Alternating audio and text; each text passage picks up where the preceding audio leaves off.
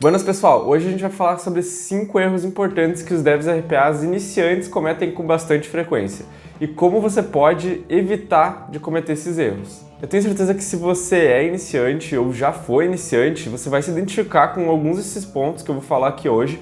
E também tem no final um ponto extra, que não é exatamente sobre a área de RPA em si, mas é sobre a área de programação, um erro que todos cometem na área de programação. Por isso eu deixei como um extra, tá? Então vamos ter 5 erros sobre o RPA especificamente e um extra no final sobre a área de programação em si, que é muito importante evitar esse erro. Mesmo que seu código seja bom, preste atenção para não cometer esses erros, porque isso pode melhorar muito seu desempenho e nem tudo é código. Você quer ver mais vídeos como esse aqui no canal, então deixa seu like, se inscreve aí no canal e ativa o sininho também para não perder vídeo novo. Então bora lá pro vídeo.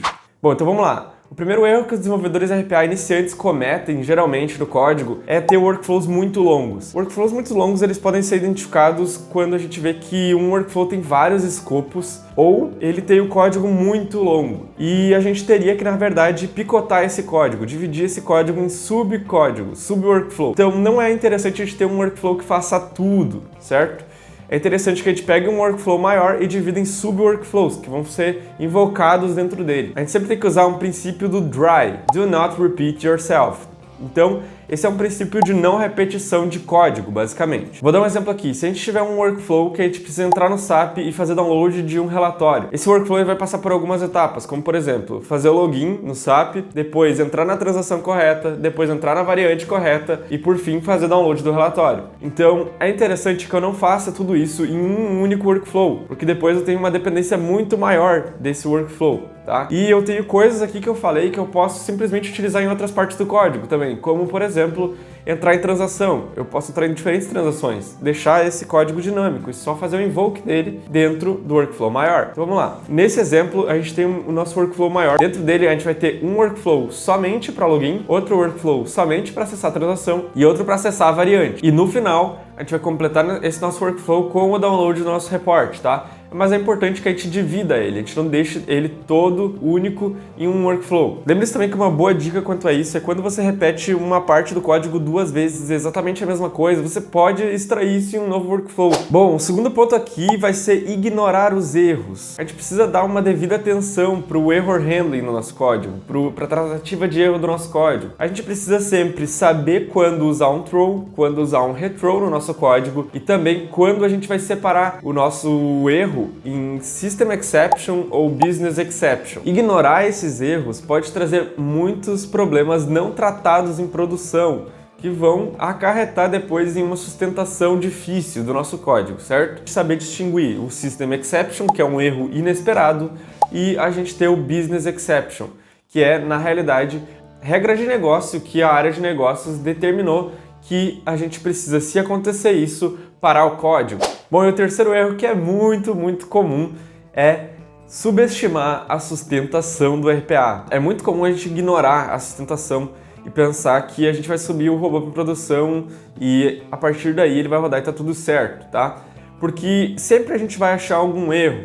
Pensa que sempre que a gente utiliza, por exemplo, um seletor ou coisas de UI, por exemplo, a gente também depende do front-end lá do sistema que a gente está automatizando, porque se ele mudar, o nosso robô vai quebrar. Então sempre vai ter uma outra coisa para a gente fazer na sustentação do robô. Mas a sustentação ela se torna muito difícil quando a gente não tem uma boa documentação do nosso código. Eu sei, por experiência própria, que é muito chato a gente ficar fazendo documentação toda hora, mas é muito complicado a gente ter sustentação em um código que não tem uma boa documentação. Tem projetos até mesmo que a gente pode demorar mais tempo na sustentação do que desenvolvendo o próprio projeto.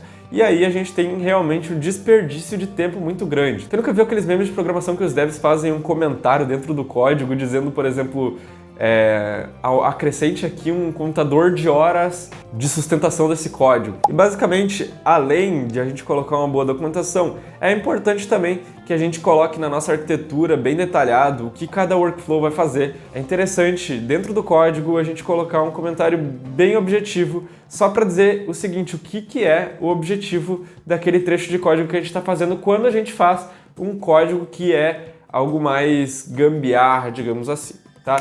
Então tudo isso é muito importante e pode ter certeza, vai te poupar horas. Bom, o quarto erro comum é não fazer test cases. Bom, sempre que a gente faz nosso código, a gente precisa fazer test cases nos nossos fluxos. Esse test case pode ser unitário ou integrado, mas é interessante que a gente faça esses testes, tá? E um test case ele pode se basear basicamente de a gente colocar um preset ali para o nosso workflow executar, chamar o nosso workflow e também embaixo a gente conferir o resultado desse nosso workflow de alguma forma, tá? A gente deixar de fazer test cases significa que a gente vai descobrir erros de forma tardia, em produção, ou até mesmo quando a gente estiver na fase de UAT, que é a fase que a gente coloca o robô antes de ir para produção. Então é a fase de testes, né? E a gente pode ter uma fase de UAT mais longa do que o normal se a gente não tiver test cases, ou também a gente descobrir muito erro de forma tardia lá em produção, o que seria muito ruim. Então minha dica é, quando você for estimar os seus workflows para fazer, já estima um pouco a mais para que você possa fazer um teste para ele. E também já saiba se você vai fazer um teste unitário ou um teste integrado nele. Isso vai fazer com que você possa desenvolver com mais tranquilidade e ter tempo de testar o seu código e com certeza isso vai poupar seu tempo lá no futuro. Bom, o quinto passo é um desempenho ineficiente. E não, eu não estou falando da pessoa ser ineficiente ou coisa do tipo. Eu estou falando do código agora, tá? Ter um código com desempenho ineficiente no RPA significa que ele utiliza muito tempo de licença, ou mais tempo de licença, um tempo que a gente poderia estar poupando. Por que seria tão importante um tempo de licença no RPA? Porque basicamente a gente tem várias automações dividindo essa licença e quando um robô para de rodar, ele pode rodar o próximo. Então é sempre essa intercalação. Algo que eu percebi é que muitos robôs eles pedem para serem rodados ali pela área de negócios, é combinado geralmente em horário comercial. Então, principalmente para os robôs que vão rodar das 8 da manhã até as 18 da tarde, a gente tem uma grande concorrência, digamos assim. A gente tem um grande volume, geralmente, para colocar de robôs nesse horário. A gente precisa dividir esses horários bem. E com certeza o desempenho, o quanto um robô vai tomar de tempo, importa aqui. Então preste atenção em loops. É muito importante que não se coloque muitos loops dentro de loops, por exemplo, um for each dentro de outro for each. É preciso que isso só seja usado em último caso. É importante também que não se deixe timeouts muito exagerados. É verificar se não tem delay necessário no nosso código sempre, tá? Isso tudo vai contando para que a gente tenha um bom desempenho do nosso código. Também não precisa tirar todos os timeouts e todos os delays do nosso código, porque isso pode fazer muita coisa quebrar, tá? Mas é importante você ponderar isso e ajustar. E aqui um adendo também para quem usa o UiPath, tá? No UiPath a gente tem o Profile Executor, tá? Que é basicamente quando a gente faz o debug do nosso código, a gente consegue ver o que cada workflow gastou de tempo e o que cada atividade está gastando de tempo. Isso ajuda a gente a identificar gargalos no nosso código. Pessoal, bora pro erro extra que a gente identifica em várias áreas de programação diferentes, tá? E acredito que não só na área de programação, mas na área de programação isso é verdadeiramente um problema. Um grande erro de iniciantes é não saber pesquisar. E não me entenda errado, é importante que a gente pergunte. É importante a gente estar em contato com desenvolvedores sênior, pleno, e a gente poder perguntar alguma coisa que aconteceu no nosso código para eles. A gente sempre vai ter essa troca de conteúdo sendo muito importante, tá? Nada vai substituir essa passagem de conteúdo. Porém, sempre antes de perguntar, é importante que você pesquise, porque você vai estar gastando tempo da outra pessoa também e às vezes a resposta está na sua frente, é só dar um Google. Sempre você pode descobrir esses erros pesquisando no Google o erro em si que está acontecendo com você, e aí aparece algumas listagens de fóruns. Então, por exemplo, a UiPath tem o fórum da UiPath.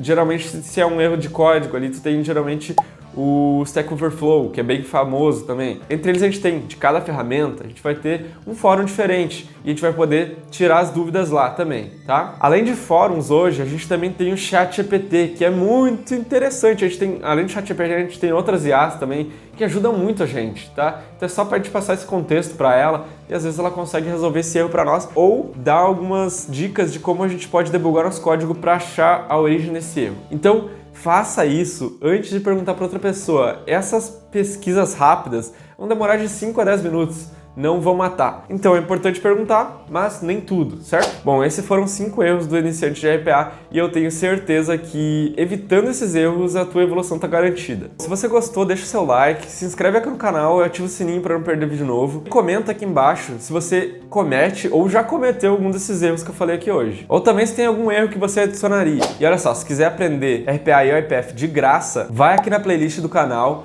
chamada Do Zero ao Dev RPA, que eu tô fazendo lá aulas muito interessantes sobre UiPath, do zero até o mais avançado. Então, te espero lá e um abraço. Valeu, tchau, tchau!